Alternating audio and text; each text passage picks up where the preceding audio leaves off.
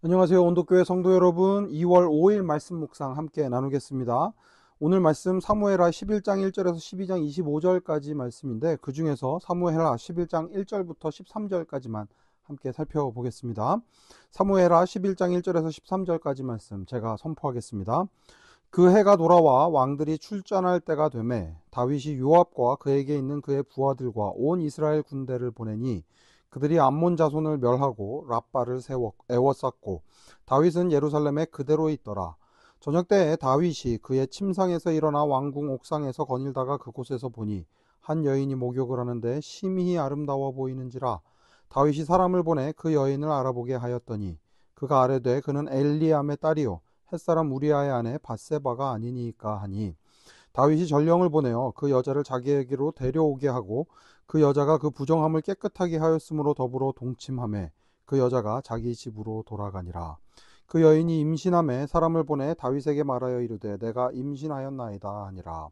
다윗이 요압에게 기별하여 햇사람 우리아를 내게 보내라 하매 요압이 우리아를 다윗에게로 보내니 우리아가 다윗에게 이르매 다윗이 요압의 안부와 군사의 안부와 싸움이 어떠했는지를 묻고 그가 또 우리아에게 이르되 내 집으로 내려가서 발을 씻으라 하니 우리아가 왕궁에서 나가매 왕의 음식물이 뒤따라가니라. 그러나 우리아는 집으로 내려가지 아니하고 왕궁 문에서 그의 주의 모든 부하들과 더불어 잔지라. 어떤 사람이 다윗에게 아뢰되 우리아가 그의 집으로 내려가지 아니하였나이다. 다윗이 우리아에게 이르되 내가 길 갔다가 돌아온 것 아니냐 어찌하여 내 집으로 내려가지 아니하였느냐 하니 우리아가 다윗에게 아뢰되 언약궤와 이스라엘과 유다가 야영 중에 있고 내 주 요압과 내 왕의 부하들이 바깥들에 진치고 있거늘 내가 어찌 내 집으로 가서 먹고 마시고 내 처와 같이 자리이까. 내가 이 일을 행하지 아니하기로 왕의 살아계심과 왕의 혼의 살아계심을 두고 맹세하나이다 하니라. 다윗이 우리아에게 이르되 오늘도 여기 있으라. 내일은 내가 너를 보내리라. 우리아가 그날에 예루살렘에 머무니라. 이튿날 다윗이 그를 불러서 그로 그 앞에서 먹고 마시고 취하게 하니 저녁 때에 그가 나가서 그의 주의 부하들과 더불어 침상에 눕고 그의 집으로 내려가지 아니하니라. 아멘. 다윗, 하나님의 마음에 합한 사람이라는 평가를 받는 다윗 왕, 그 다윗 왕의 내리막길이 시작되는 지점을 저희들이 보고 있습니다. 그 해가 돌아와 왕들이 출전할 때가 되매 평상시 같았으면 다윗도 함께 출전했을 것입니다. 하지만 이제 여러 사람들의 강권함도 있고 이제는 다윗도 나이가 들었고 이젠 내가 나가지 않아도 되겠다라는 생각이 아마 들었을 수 있을 것 같습니다. 그 상황에서 다윗은 예루살렘에 그대로 남게 되었는데 문제는 무엇인가 하면 그때 한 여인을 보게 되었다는 것입니다. 아, 아름답구나까지는 생각할 수도 있는데 생각할 수도 있다라고는 할 수 있지만 거기에서 한 걸음 더 나가는 게 다윗이었습니다. 뭐라고 하는가 하면 그 여인에 대해서 알아보라 라고 이야기를 합니다. 알아보았더니 엘리암의 딸이요 햇사람 우리아의 아내 밧세바라고 이야기를 했습니다. 누군가의 아내라는 것을 알았다면 거기에서 멈출 수 있는 찬스가 있었습니다. 그런데 여기에서도 멈추지 않습니다. 이 여자를 자기에게 데려오라고 합니다. 결국 동침하게 되었고 이 여인이 임신까지 하게 되었습니다.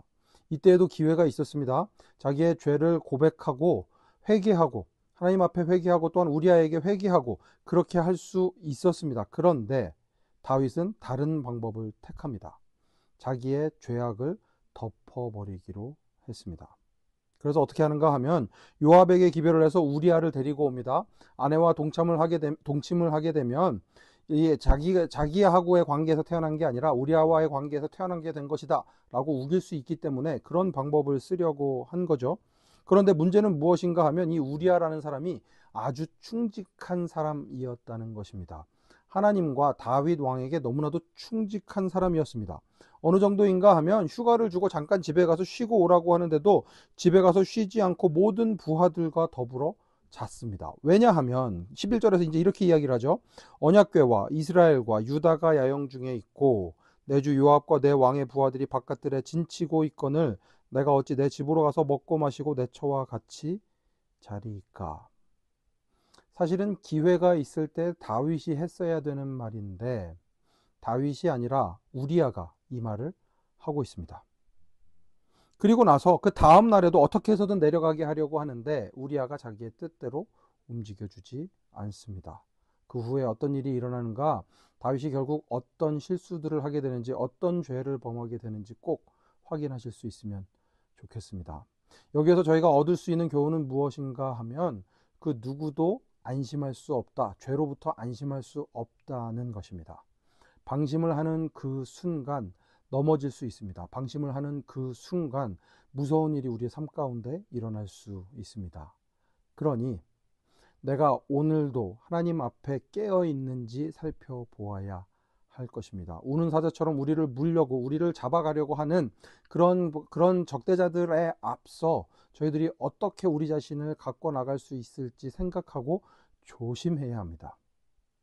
모든 것들이 다 이루어졌다라고 생각하는 그 순간, 안전하다고 생각하는 그 순간이 가장 위험한 순간입니다. 그러니 하나님께서 주신 그 마음 붙잡고 마음이 변하지 않도록 조심해야 할 것입니다.